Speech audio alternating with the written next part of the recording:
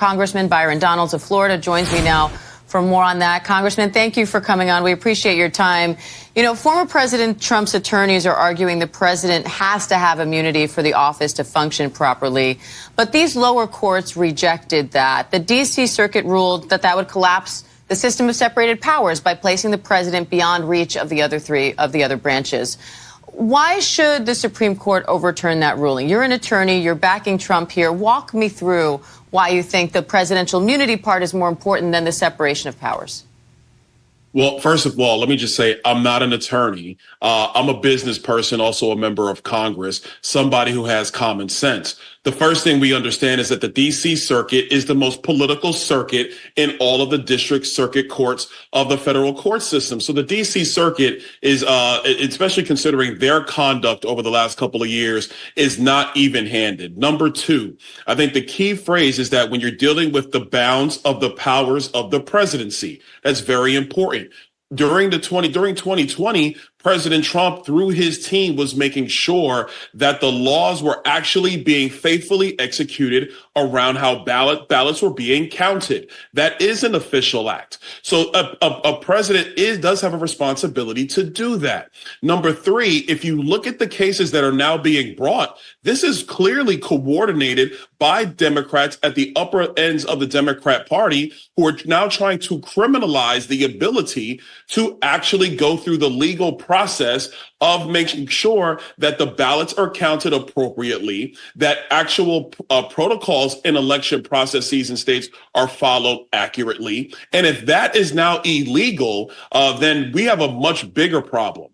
Because if the Supreme Court doesn't grant presidential immunity, what you're saying to President Biden is that because he did not follow border security law and Americans have died as a result, then he could be brought up on criminal charges. Or the fact that President Biden has used his administration to limit and suppress the free speech of the American people during COVID-19, then he could be brought up on criminal or civil charges as a result. This is a major case about the powers of the presidency. And if you look at what President Trump did during 2020, his actions were through his office to make sure that election laws were faithfully followed in the United States. Congressman, you're talking about President Biden, but if the Supreme Court rules that presidents are immune from prosecution, that obviously would protect Democratic presidents as well. So are you concerned that President Biden could take advantage of that immunity? No, that's not what I'm saying. I think you're saying it the wrong way. What I'm saying is that there has to be some element that protects the president in their official duties. Whether we agree or disagree with the actions, as long as they are within the official duties, there has to be some protection for presidents when they leave office, or they will constantly be looking over their shoulder. And you cannot have a chief executive actually manage the duties of that office if they're constantly worried about, well, when I leave office, I'm going to be prosecuted by my political rivals, which, by the way, is exactly what is happening to President Trump. That is why this is interfering in an election, because his presidential rivals, his political rivals, are actively trying to criminalize him and prosecute him.